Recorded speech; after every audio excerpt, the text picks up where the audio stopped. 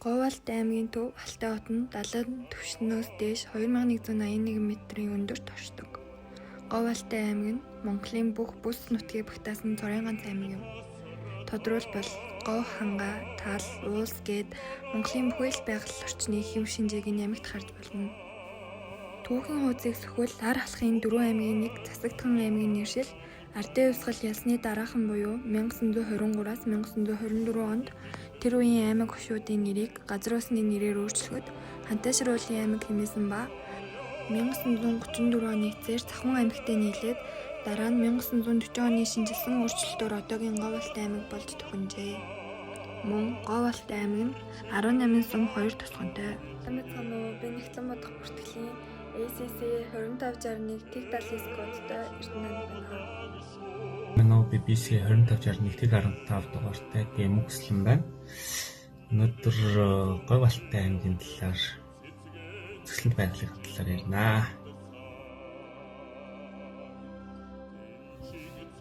Ээж хайрхан уул нь цогт сумын нутагт орших байгалийн болон түүхийн дурсгалт бол 1902 онд тусгай хамгаалтанд 1995 онд байгалийн дурсгалт газраар бүртгэгдсэн домог түүхтэй 9 тогоо Баянбүрд, Өмбүү хад, Ихийн хэвлийн хад зэрэг сонин тогтоож бүхий хад чулуутай. Цутай хайрхан уул нь Говьалт аймгийн хамгийн өндөр уул юм. 4090 м өндөртэй. Монгол алтай мөнх цастай ориглооны нэг сарлаг, аргал, ирвэс, зэрэг амтны нутаг. 2008 оноос төрийн тахилгат уул болсон. Хасагт хайрхан уул бол Говьалт аймгийн шарга жаргаланд Баян уул, Тайшир сумын нутагт оршдог байгаль юм. Түүх соёлын чухал газар юм. Энэ газар нь 1995 онд Дархан цаазд газраар амьдлалд орсон нийтдээ 27448 талбайг хамардаг. Хөнхөр туслан нь хасагт хайрхан уулын өөр бэлд оршдог бөгөөд Монголын энергийн төв гэгддэг.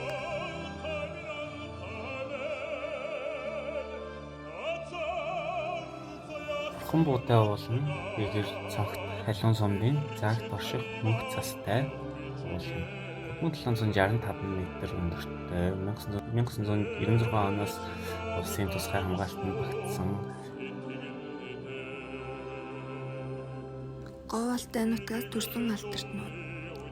Балдуугийн шарав буюу Марзан шарав 1869 онд төрсөн бөгөөд Говьалт аймгийн Түмэн сумын дээд сумын нутаг Алгын ам гэдэг газар Алжээ айлын хөв болон мэдлжээ.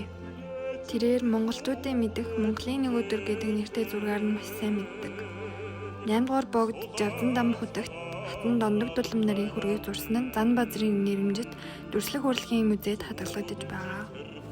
Пүнцгийн часраа 1933 оны 11 дугаар сарын 26-нд Говьалт аймгийн Бууд суманд төрсөн бөгөөд Монголын улс төрч эдийн засагт 1992 оноос 1996 он хүртэл Монгол улсын 17 дахь ерөнхий сайд хийж байсан билээ. Тэрээр Монгол улсын гавьяат эдийн засаг цолтой. Магсрын Жанжив Монгол улсын Баатар цолтон. Жанжив нь Хантайшир уулын аймгийн Сүнжигт гүний хошуу одоогийн Говьалт аймгийн Шарга сумын нутагт Цах гэдэг газар 1923 онд төржээ. Тэрээр Монголын ардын армийн мотомеханикжуулсан хуягт 7 дугаар бригадын холбооны тасгийн дарга ахлах дөрөв цалтайгаар 1945 оны чөлөөлөлтөнд оролцож Жанжгуугийн давааны их бэхлэлтийг эзлэн авах ширүүн байлдааны үед хэд хэдэн удаа шархсан боловч дайсныг устгаснаар тэргүй анги үндсэн хүчний хоорондын холбооны тасарсан утсыг амандаа зууж харилцааг залгуулсаар амь өргөжжээ. 1975 онд Монгол улсын Баатар цолоор нэхэн шагнасан. Шарвын Батсуур тэрээр Засагдхан аймгийн Үүзэн гүний хошуу одоогийн Говьалт аймгийн Жаргалан сумын нутагт хасагт хайрхны яар Жаргалан уулын өөрт 1922 онд мэдлжээ. 17 настайдаа нутгийнхаа Зэхрийн овооны наадам төрүүлснээр бүхийн гараагаа ихсэн бол 1947 онд 25 наснда улсын баяр наадам төрүүлж улсын арслан цол хүртэж дараачлан амжилтаа давтан улсын аврах цол хүртсэн байдаг. Төрийн наадамд 30 гаруй жил амжилттай барилдахдаа үндэсний баяр наадамд 2 төрүүлж 3 үзүүрлэж 16 удаа шүүгэрч 1963 онд үндэсний бүхийн тархан аврах цол хүртсэн. Мөн 1942 онд Байтаг богдын хөх толгойн отрядад анх хилжин байлдагч болж хожим нь ардын армийн тэг 65 дугаар анги, тэг 89 дугаар анги, алдар нийгэмлэг тэг 16 дугаар нэгтгэлд офицероор ажиллаж байгаад тэтгэвртэй гарсан. Даваанямбын Бямбт орж буюу Харамаа Пүжээ 1984 онд Монголын Улаанбаатар хотод төрсөн Говьалтай аймгийн Чандман сумын уугуул. Тэрээр мэргэжлийн сумагийн 70 дахь, гадаадын 5 дахь, Монголын 3 дахь Якузаана Монгол улсын гаяа тэмэрчтэй юм аа. Чадрабалын Лодой дамб 1917 оны 8 дугаар сарын 20-нд тэр үеийн Засагтхан аймгийн Эрдэнэбишрэл Засагтханы хошуу, одоогийн Говьалтай аймгийн Тайшир сумын нутагт Янжлын ам хэмээх газар төржээ. Тэрээр Монголын алдарт зохиол Дунгалаг Тамир Ормон, Гарын 5 хуруу, энэ хүүхнүүдүүд зэрэг олонний танил болсон кино зохиолыг бичсэн байдаг. Говьалтай аймгаас төрөн гарсан ах トゥ хоёр тод манлай бол Цэрэн Жигмэд Ганбаатар нар юм. Монголын томоохон групп болох Макс группийн ах トゥ хоёр эзэд бөгөөд эвтэй бол хүчтэй явдгийн үлэр жишээ тогдоостод харуулж байна. Говьалтай аймгийн түүхэн дурсгалд олдуур газар.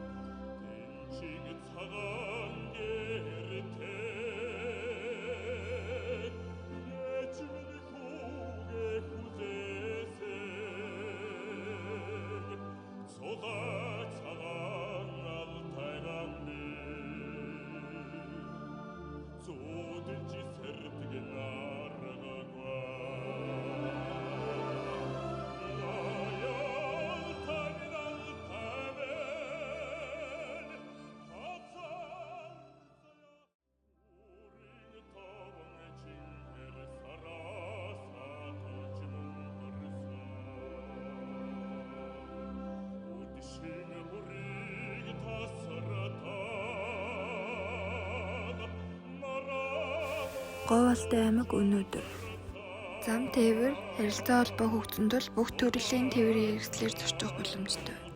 Уул ус хач луу агуу хангал ан амтан ургамлын олон төрөл зүйл бүхий энэ бүх бүс нутгийн зөв зохистой хамгаалах аялал жуулчлалт хөгжүүлэх нь энд чухал ач холбогдолтой юм аа. Мөн Говьалтай аймаг нь сүүлийн жилүүдэд боловсролын чанараа дэмжин ажиллаж Яши оноогоор 20 дугаар байранд жагсаж байсан бол 9 дугаар байранд орчлоо хөгжсөн байна. Говьалтай аймаг нь өөрийн брэндтэй бөгөөд Говьалтай аймгийн Хөх арвайн урал, Хуруухан ааруул, Бэгрийн дарс зэрэг алдартай брэндүүд байдаг.